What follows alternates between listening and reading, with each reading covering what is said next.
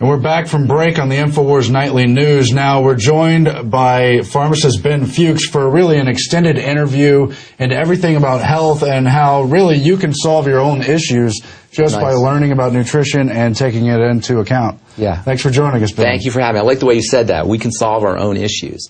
Do you ever hear that book, The Constitution of No Authority, by Lysander Spooner? No. Lysander Spooner was a lawyer in the 1800s, and he wrote a book called The Constitution of No Authority. And his whole take was that we have to abolish authority. And that he was talking about it from a political standpoint. I'm talking about it from a health standpoint. I mean, the word authority always troubled me because the word authority contains the precursor author. So when somebody's an authority, that means they're writing your story. Right. I hate authority. I don't want anybody writing my story. We can write our own story, and nothing is more important when it comes to writing our own story than writing our own story about our health. So why don't you give us some of the basics here? Okay, cool.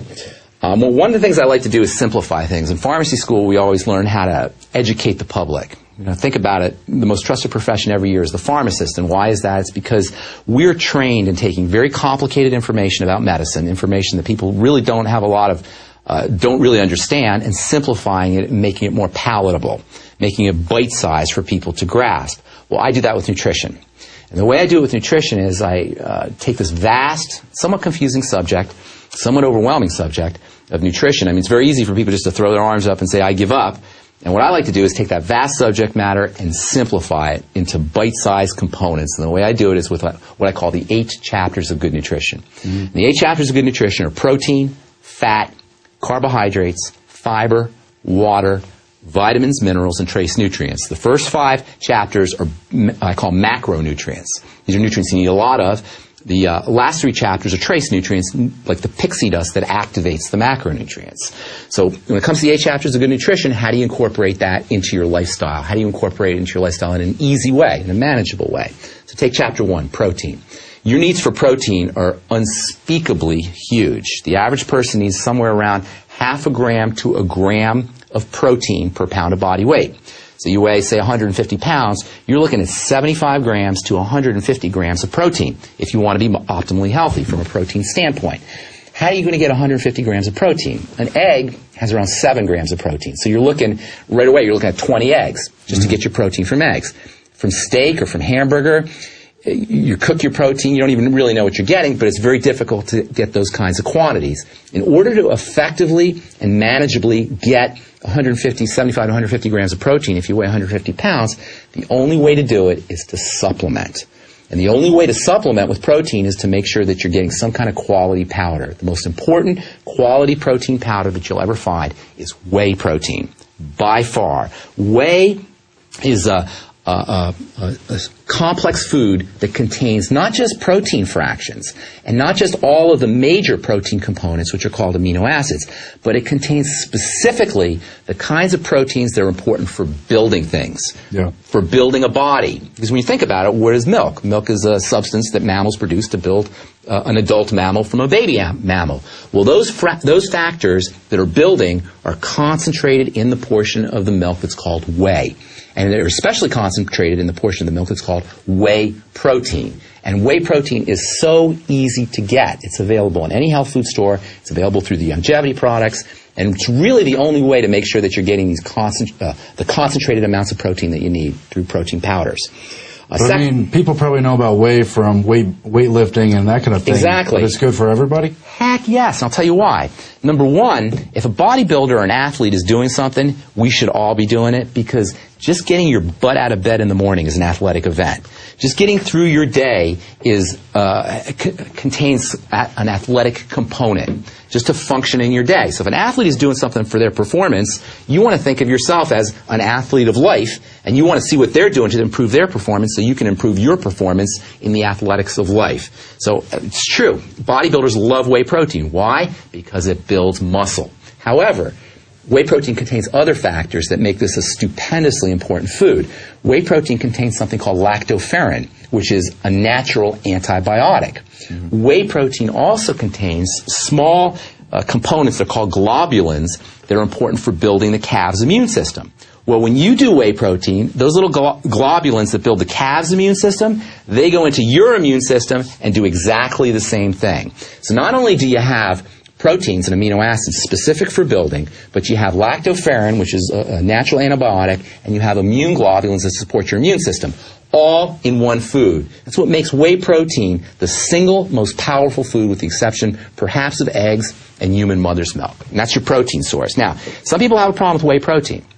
Some people have a problem with dairy. If that's the case, you have two options. You can use digestive enzymes, which will sometimes get you around the problem with the allergens in whey protein, or you can use some more exotic forms of whey protein that are more heavily processed. Now, you lose some of the value of the whey protein, but it might be easier for somebody to handle if they have allergies, milk allergies. The second thing you can do is you can go into alternative sources of protein, and there's many. Egg protein is an alternative source of protein. Bean protein, soy protein, not quite as good, but it's an alternative source of protein. Hemp seed protein, again, not quite as good, but an alternative source of protein. Brazil nut protein, pea protein, rice protein. These are all sources of protein that you can use in a supplemental fashion. Now, I'm a big believer in food, but one of the big problems with food is we have to cook it. And we have to process it, whether that processing involves chopping or dicing or freezing or boiling, whatever that processing is. And whenever you process a food, you lose the nutritional value. The beautiful thing about whey protein is you don't have to process it, or protein powders is you don't have to process it. You just add it into water and drink it. By the way, I'm a bachelor. I don't really have time to cook or the inclination to cook. So one of the neat things about whey protein is you put it in water, you drink it, or you put it in your blender and you throw a few other things in and you drink it. One dish to wash, no muss, no fuss. You're well nutriated. That's one of the neat things about supplementing is it's brain fart free, brain damage free. It's easy to do. You just add the stuff to water and you drink it. And that's one of the neat things about nutritional supplements as well, is you can get your nutrients without having to waste a lot of time in the kitchen. As far as food goes, that's a whole other story, because I think foods are very important. But the less work you give your digestive system, the longer you will live. So the key to longevity and the key to health and wellness is to figure out a way to get lots of nutrients without lots of calories. Calories represent heat and calories represent work. Nutrients are, in a way, they're the opposite. Because your body doesn't have to work, the body actually gets work. The body actually gets energy. The body actually gets the raw materials when you take in nutrients. When you take in calories, the body has to process the calories. Calories represent heat. The body stores those calories. A lot of work goes into the digestive process that is bypassed when you use a nutritional supplement program like whey protein powder. And by the way, that's just chapter 1. There's a lot more to it, but that's just chapter 1. Then you go into fat. And another thing, this is another really important thing. Your brain is constantly reading the blood. So your brain's in the dark. It's in your head. It doesn't know what's outside there. The only way it knows what's in the outside world is by reading the blood that's passing through it. So your brain is constantly scanning the blood for specific nutrients to determine whether you're hungry or not. And when it sees those nutrients, those specific nutrients, it sends the message, hey, we don't need to eat. In other words, it shuts down the appetite. On the other hand, when it's missing those nutrients, it says, go get some food, we're missing nutrients. Well, the key nutrients that the brain is looking for to determine appetite, or lack thereof, is tryptophan, which is a very important amino acid, you can think of it like a protein, and glutamine, which is another very important amino acid, and you can think of it like a protein. So essentially, the brain is reading the blood for specific proteins to determine whether you're hungry or not, or whether we're hungry or not. So if you want to shut down your appetite, protein is your best friend. Concentrated protein is your best friend. If you want to lose weight, concentrated protein is your best friend. Because what happens is your protein levels in your blood rise, and as the blood goes through your brain reads the protein levels and it says, all is right in the world. Now, it's specifically reading the blood for these building amino acids, specifically tryptophan and glutamine, which from an evolutionary perspective, these were the amino acids that were in the foods that we hunted. Back when we were paleological, when we lived on the African savanna 50,000 years ago, tryptophan and glutamine meant we just killed a wildebeest, or we just killed a zebra. And it's summertime on the African savanna, and all is right in the world. So you don't have to go eat. Now we can take all that energy, we can put it into muscles. Conversely, when tryptophan levels are low, and glutamine levels are low, protein levels are low in the blood, the brain reads the blood, it sees the protein levels are low, the amino acid levels are low, the tryptophan and the glutamine levels are low. Guess what it does? it sends you out to go find food. Store up anything you can find. Store it, exactly. And what kind of food? Sugar, because sugar is very important to the brain. So when your protein levels are low and your amino acid levels are low, tryptophan and glutamine, you're going to be on a one-pointed, highly focused hunt for sugar. And your brain is going to take that, your body's going to take that sugar, and under orders from your brain, it's going to store it on your gut or on your butt because it thinks a famine is coming. It thinks wintertime is approaching. So protein, ingestion of protein, proper ingestion of protein, tells the brain that all is right in the world. It's summertime on the African savanna. There's plenty of food, and we can put all those nutrients into building muscle so we can go out and hunt and do all the things human beings are supposed to do. Protein is a dieter's best friend. And I hate willpower. I don't have any willpower, and I don't believe dieting or good health should be a question of willpower. Because to me, willpower is this battle that's going on in your body. And that's not a good thing. You don't want to have a battle going on in your body. Good health should be as easy as a piece of ripe fruit just dropping off of a tree. And when you give yourself high protein, and you give yourself concentrated amounts of protein, 0.5 gram to 1 gram per pound of body weight, you'll find that your sugar cravings just naturally go away. If you don't have enough protein and somebody puts sugar in front of you, you can have all the willpower you want. You're going to have a tough time turning that sugar down. You'll be like, my diet starts tomorrow. And that's what most people do. But if you go to your party where there's going to be the birthday cake or the cherry pie, and you go load it up on protein, it's going to be much easier to withstand the cravings and the urges and the drives, which are really hardwired in your interest. Remember, your brain is in the dark. It doesn't know it's in the year 2011 in Austin, Texas. It thinks it's on the African savanna 50,000 years ago. So you have to give the brain what it needs in order to be happy on the African savanna 50,000 years ago. So protein is chapter 1. Can I go on to continue? Let's do it. Okay. Chapter 2 is fats. And just like protein is a dieter's best friend because it'll get you off the sugar, fat is a dieter's second best friend because it'll get you off the bad fat. The good fat will get you off the bad fat. Our body's need for protein is hardwired, and our body's need for fat is hardwired as well. And if you are low fat, if you are deficient in fat, and somebody puts a slice of pizza in front of you, there is no way you are going to be able to withstand that because the drive for fat is built into your brain. So what do? You get yourself essential fatty acids. In nutrition, whenever you hear that word essential, that means your body can't make it. It has to come in from the outside. And there are 2 fatty acids. You can just think of them for simplicity's sake as fats. There are 2 types of fats that are said to be essential because our body can't make it. Your body needs it, but it has to come from the outside. If you don't have enough essential fatty acids, whatever fat is sitting in front of you, you're going to go for it because your body's need for fat, like your body's need for protein, is hardwired. So if you want to get off the sugar, you go for the protein. If you want to get off the pizza, or you want to get off the french fries or the fat, go for essential fatty acids. Now, essential fatty acids, the role in the body is tremendously, tremendously important. But one of the most important places where essential fatty acids play a role is they get converted into something called master hormones. And master hormones are hormones that regulate all of the other hormones. They're transcendent to all of your other hormones, and they come directly from essential fatty acids. Without essential fatty acids, you cannot make those master hormones. Master hormones regulate all the opening and closing of your body, all the opening and closing of blood vessels, nerves firing or not firing. Any kind of dynamic movement in the body is regulated by these master hormones, which in turn come from essential fatty acids.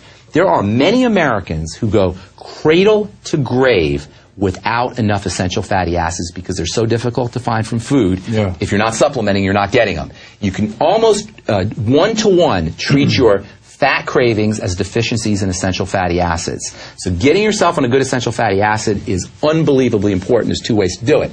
You can do it in liquid fashion. There's many brands of liquid. Or the easy way to do it is capsules, like the Youngevity product, the Ultimate EFAs. Take 3 capsules morning, 3 capsules afternoon, 3 capsules night. Now, one of the things that happens as we get older is we don't absorb our fats. And so many people are having problems not only getting essential fatty acids, but once they take their essential fatty acids, absorbing the essential fatty acids. So if you have a problem, then you're going to have to throw in some digestive enzymes or take your essential fatty acids with food. But other than that, as long as you don't have a digestive problem, taking essential fatty acids, generous amounts, maybe 9 capsules a day, are one of the fastest ways to demonstrate dramatic improvement in skin health, in blood pressure health, in blood sugar health, and in brain health. And it doesn't take very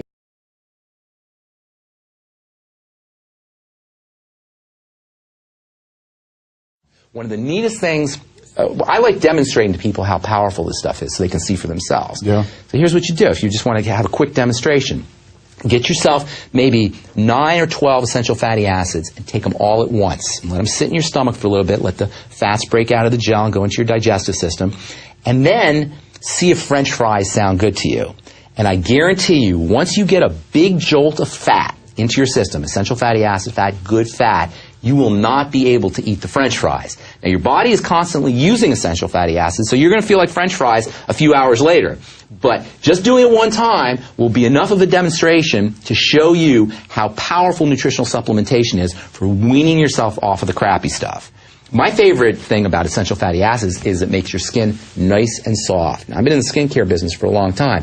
One of the things about skin that most people don't recognize is your skin should never be dry. Let me tell you something.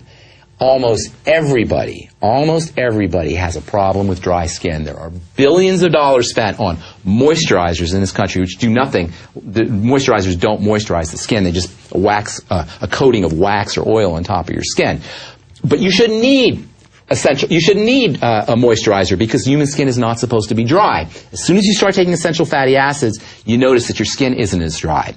The best thing about essential fatty acids for women is one of the classic signs of EFA deficiency, of essential fatty acid deficiency, is menstrual cramps.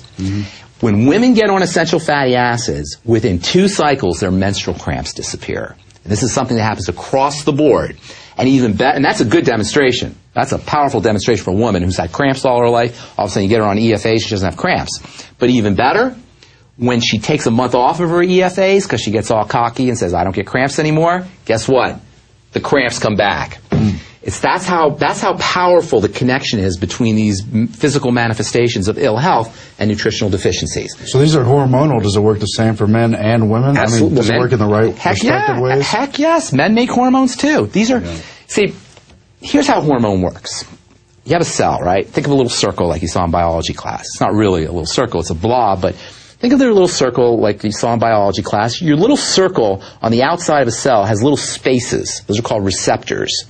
And the way a hormone works is a hormone will sit in one of those spaces the way a plug sits in a socket. And it will cause a chemical reaction to happen. Now, it's a little bit simplistic. There's a few other things that happen. But basically, a hormone is like a plug. It sits in a socket. Essential fatty acids go to make or get converted into master hormones. Not hormones, master hormones. Now, what is a master hormone? A master hormone is a component that affects how the plug is going to hit the socket. So without these master hormones, the plug doesn't hit the socket as effectively. None of your hormones work as effectively. Not only that, but essential fatty acids are part of the outside part of a cell. It's called a cell membrane. And that membrane is composed of essential fatty acids. Without essential fatty acids in your diet, the cell membrane becomes dysfunctional, and once again, the plug can't fit into the socket because the cell membrane is out of shape. Thirdly, and this is very, very important, essential fatty acids are oxygen magnets. And this is why they're sitting in the outside part of a cell. Because as the essential fatty acid is sitting in the outside part of a cell, it's attracting oxygen to the cell. It's an oxygen magnet. Oxygen that's attracted to the outside part of a cell can be absorbed into a cell, and the body and the cell can use that oxygen for energy. Essential fatty acids act to trap oxygen, to localize oxygen near a cell so that cell can utilize the oxygen.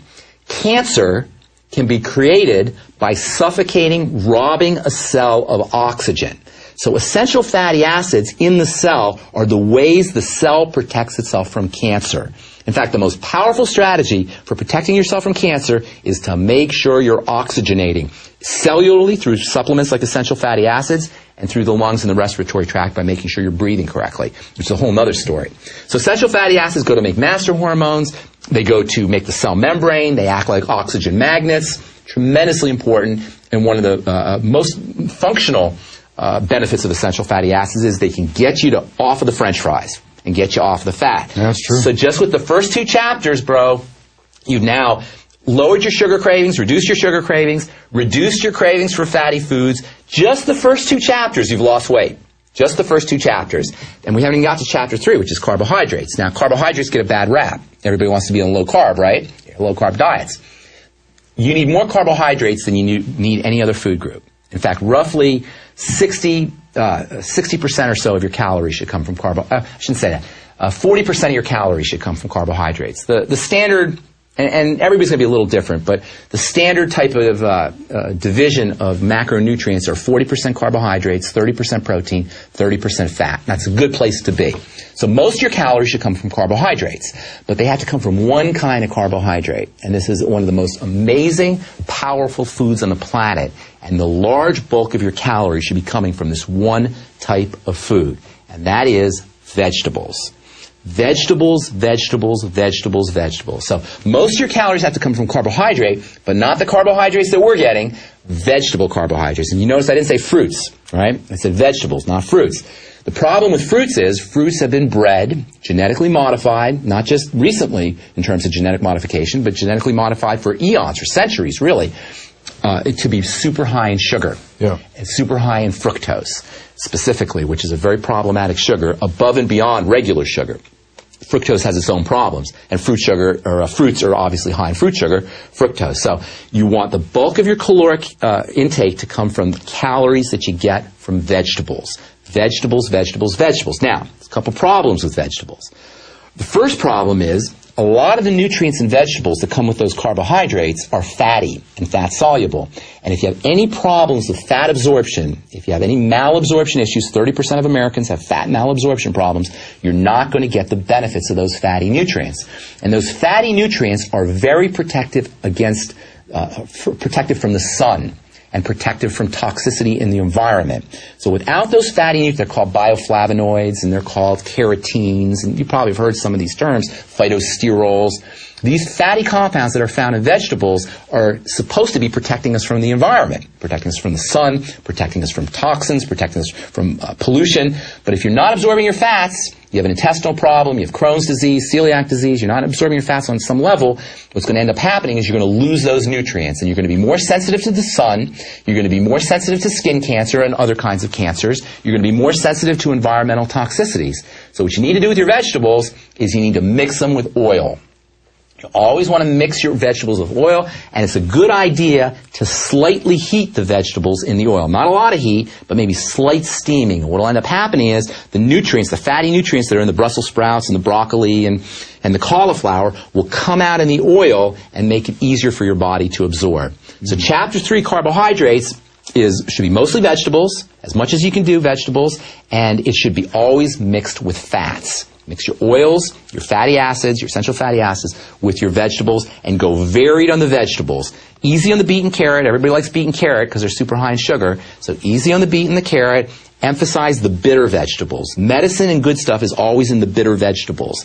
And you can make bitter vegetables more palatable by slightly steaming them because you release the sugars in the vegetables. All vegetables have sugars in them, but they're tied up and they can't really taste them until you slightly steam them. That's why onions have almost a sugary sweet taste once you start to cook them, or once you heat them a little bit. Same with Brussels sprouts and broccoli. So Chapter 3 is carbohydrates.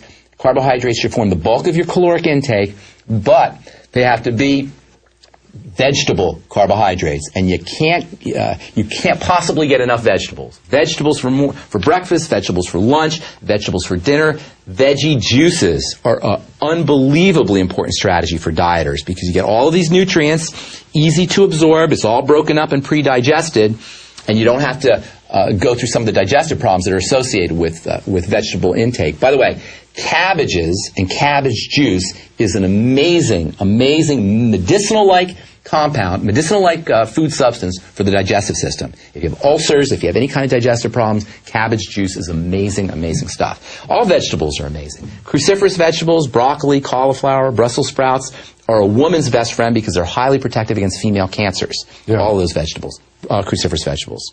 But I want to get back to the modern day because there's so many processed foods and the kind of carbs everybody's been eating. I mean, I followed, like you said, the first 2 chapters of this. But just getting on the wheys and the fats, and I personally have had a big transformation. Do you want to talk about that stuff right now? Or about the kind of carbohydrates? Do you want to finish your list? Or? Well, no, this is good. The kind of carbohydrates people are eating. Because you and I were talking off air about how our political system, Our governmental system, the hierarchical system that lends itself to totalitarianism, is intimately connected with agriculture and farming. The first empire that we know of, the first empire in recorded history, was the Sumerian Empire, right? Yeah. The Sumerian Empire appeared out of nowhere, by the way. That's a whole other story, how that happened. But so the Sumerian Empire is the first empire in recorded history, and the Sumerian Empire became an empire because they were the first civilization that figured out how to farm and how to become big from farming. Now, why is hegemony and tyranny related to agriculture and related to farming? Well, farming's a lot of work, and it's hard to get people to do a lot of work. Not only that, but irrigation requires ditch digging. And so people had to dig ditches, and human beings aren't inclined to go dig ditches and to go farm if they don't have to. They had to be made to do that. So our political system of tyranny and our governmental system that's based on hierarchy and authority is intimately wed to this idea that people didn't want to farm, but they had to be compelled to farm. And once we had this compulsion into farming, then we figured out, we didn't have to move around as much. You could have civilizations, you could have towns, you could have cities. So it's in the interest of governmental structure, but it's not in the individual's interest. In the individual's interest, it's to find good sources of food and go to those kinds of food. In the interest of the country, in the interest of the system, agriculture plays a big role.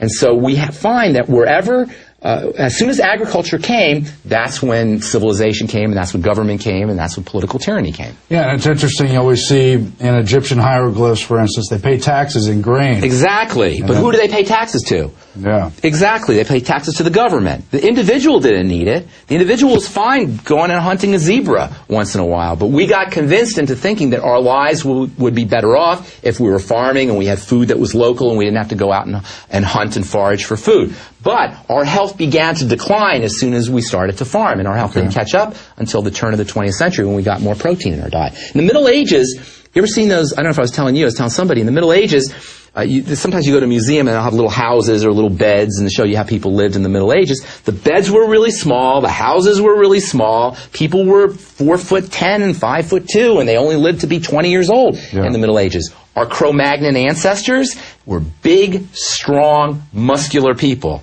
Our hunter-gatherer ancestors were 6 foot tall and muscular. And when archaeologists or anthropologists are looking at bones and they want to date the bones, they look at the bones and they see if the bones were weak or they see if the bones were strong. And if the bones were weak, they say, oh, grain-eating culture. And if the bones were strong, they say, oh, protein, meat-eating culture, hunter-gatherer cultures. So not only did our system of political tyranny emerge with the advent of agriculture, but our decline in health emerged as well. And it didn't catch up until very recently. In fact, arguably, it hasn't even caught up.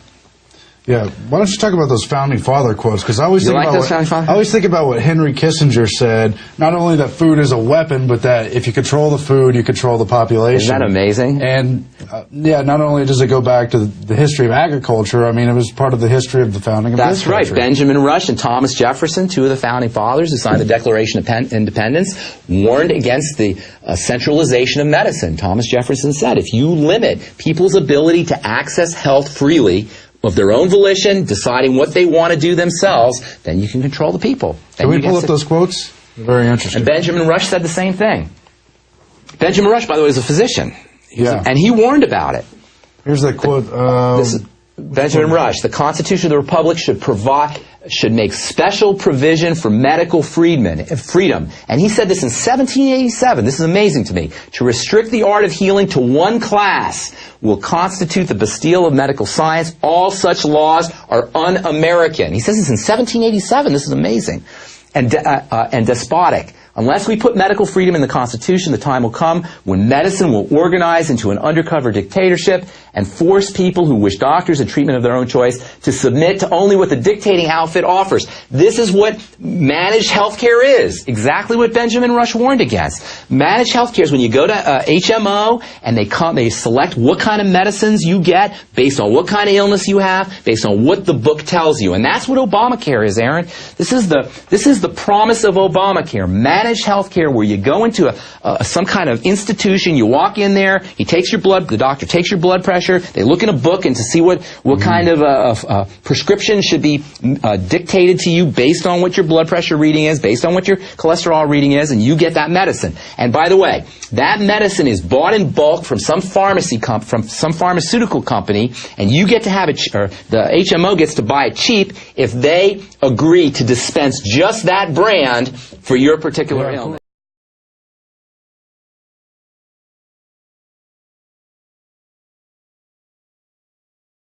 It's related to the same reason we see the FDA and the other entities trying to intimidate people for growing vegetables and selling raw milk and the rest books. of it. Even they burn books if the books say something that they shouldn't say. Well, yeah, he talks too about locking up the medical knowledge. The alternative stuff we're trying to get out now. That's right. That's right. And you know what? That's what the internet is about. We're so lucky for now. I don't know what's up in the future, but for now, Aaron, gathering information is the most important thing you can do. The reason I do what I do is because I want people to have this kind of information. For the listeners, for people who are out there, there is nothing more important than gathering information about this whole, about how we take care of our bodies and how we don't take care of our bodies. To me, our access to the internet that we have for now is a gift from on high. Let's take a look at that Jefferson quote, too. Do we have that? If the people let the government decide what foods they eat and what medicines to take, their bodies will soon be in a sorry state, as are the souls of those who live under tyranny. Isn't that great? That's Thomas Jefferson. Not sure on the year of that quote, but regardless, it's from the founding period, and that really is part of the fight. We're trying to have a revolution of the mind here, but that goes right along with the bodies, and that's what the InfoWar and the rest of it is all about. Well, InfoWar is information. You know, that's exactly what that is. Now, personally, I'm a healthcare professional, so I focus on health, but I'm also involved, I follow what's going on politically, and I follow what's going on in terms of the New World Order, in terms of the centralization of power on all levels. But if we're sick, Aaron, if we have cancer, if we have colon problems or Crohn's disease, if we have autoimmune problems, or if we're just a slave to food where we can't stop eating, we will not have the wherewithal, we will not have the power, we will not have the strength to fight this New World Order. So, to me, this is a precursor to the great battle. Taking care of your body, taking care of your health, disengaging from the foods they want you to eat. If somebody is singing a song to you about a food that you're supposed to go out and eat, that's a food you don't want to eat. Yeah. If there's a commercial, if there's a jingle, if there's a model, if there's a little cartoon character, that is something you don't want to go near. And that's the kind of decisions we have to make. We're being manipulated through our food choices. So as an independent human being, as a free-thinking human being, it should be an insult to anybody to drive through the Golden Arches or to go through Wendy's or to eat that kind of food, because that's how our power is being usurped from us. That's how we are being controlled, through the water we're drinking, through the beverages we drink, through the foods we eat, and through the air we breathe. So personally, I consider it an insult to my intelligence to go through some kind of drive-through to have a hamburger or French fries. I feel personally offended by somebody trying to sell me that. Well, they've taken all the psychology knowledge and used it against us. It's from Maslow awful. to Bernays. You know about Edward Bernays? Exactly. Oh my God, the torches of Well, he was the nephew of Freud, so exactly. They Do you know Edward Bernays was hired by the Beechnut Packing Company to get more sales for bacon, and he invented the bacon and egg breakfast that we all eat today? That's some good PR. Well, I've seen that documentary, The Century of the Self. It's very interesting. Exactly. Edward Bernays knew all this stuff. See, that's when they started to figure that we can manipulate the mind. They didn't even know about the mind from a scientific perspective till Freud. Freud's big advance was he said that there's these unconscious drives that we have, and those can be manipulated. I love this. There's a funny story, and I think it was in that Century of the Self video with the cake mix. Do you remember the story of the cake mix? Not offhand. They were trying to sell women powdered cake mix. And women didn't want to buy it because they were like, no, I'm a woman. I know how to bake. I'm not going to buy a powdered cake mix. They found it insulting, right? So what they did is they did all these focus groups to figure out why women weren't buying the processed powdered cake mix.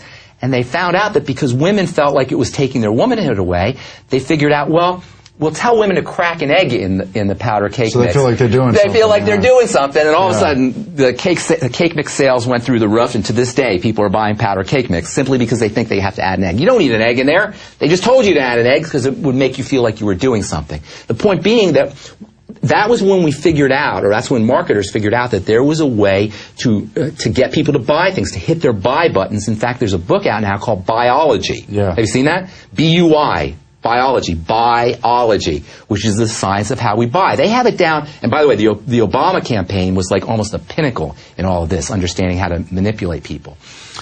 Politicians use this all the time. But today, they can actually track your movements in a grocery store to see how much time you're spending at each shelf on the grocery store. And they have these new interactive devices that are being put on shopping carts, and supposedly they're going to tell you, they'll be personalized based on your buying habits, based on your little frequency buyer card. They'll know exactly what Aaron likes to buy, and as you're wheeling the shopping cart through there, they'll go, sale on Twinkies, sale on whatever you like to buy. We become such slaves. We allow these malls to track us on the smartphones. You'll be tracked, exactly. And not only that, but they have iris scanners, and they'll track your eye movements to see how long you're spending focusing on this box or that box, and they'll know how to position things based on the information that they gather. Look, we're going to do a whole part 2 covering a lot more, how to address certain diseases and what's at the heart of it all. But I also wanted to get into a little bit of my personal story, because I have been listening to your show for about 6 months now, and it finally sunk in just from your first 2 points that you got to take the protein and you got to take the essential fats. Right. And I've lost a ton of weight just awesome. doing that alone.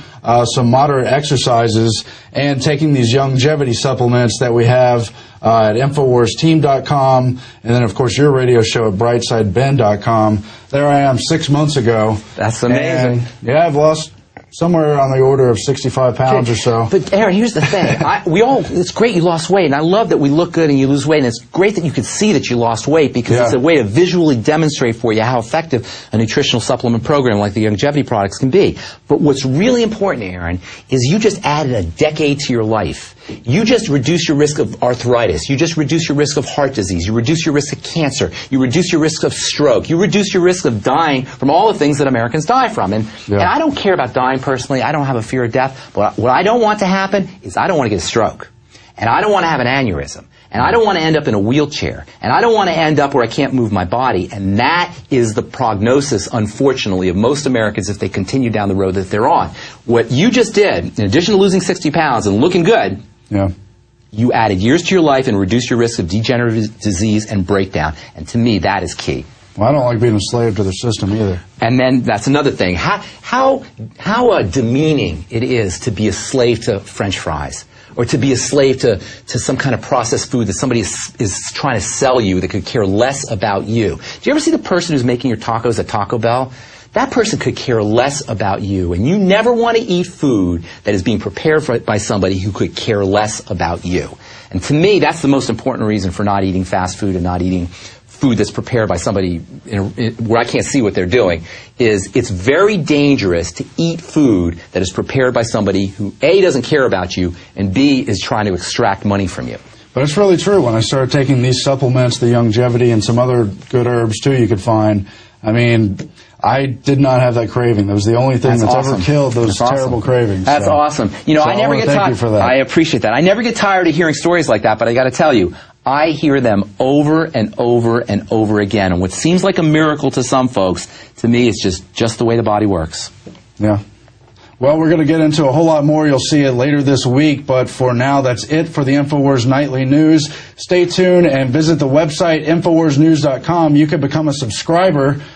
We have a holiday special through the end of the Christmas season where you can get a membership to PrisonPlanet.tv that you can share with 5 or more friends at a very good discount, $39.95 instead of $71.40. You can also get 18 DVDs with that membership, 70% off. 18 physical DVDs in shiny plastic wrappers you can give out to people, give information this Christmas and holiday season instead of Chinese-made plastic junk and otherwise being a slave to that system we were talking about.